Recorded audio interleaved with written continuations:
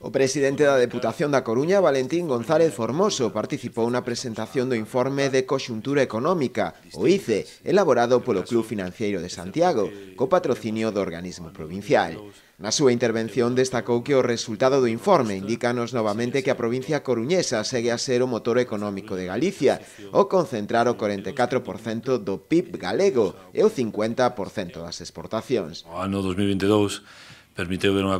provincia coruña moi robusta, que sigue a ser o motor económico de Galicia, donde o Produto Interior Bruto da comunidade depende nun 40% máis ou menos do que aporta a provincia da Coruña, que é, lóxicamente, o motor económico tamén en canto a exportacións do noso país, que somos a cuarta comunidade autónoma, a cuarta provincia de España que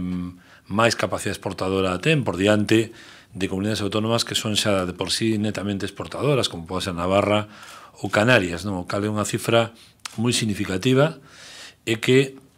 consolida o carácter de motor económico de Galicia, da provincia da Coruña. O estudo, que pretende ser, segundo el, unha radiografía completa da realidade económica da provincia coruñesa, tanto a nivel comarcal como tamén municipal, foi realizado por un equipo de investigadores composto por 5 expertos, economistas e profesores da Universidade de Santiago. O dito informe estruturase ademais en 5 bloques: territorio e recursos naturais, poboación, mercado de traballo e estrutura productiva e sector público, prestando especial atención ás facendas locais e os gastos e ingresos municipais. Estructura, movimientos y también los índices de dependencia.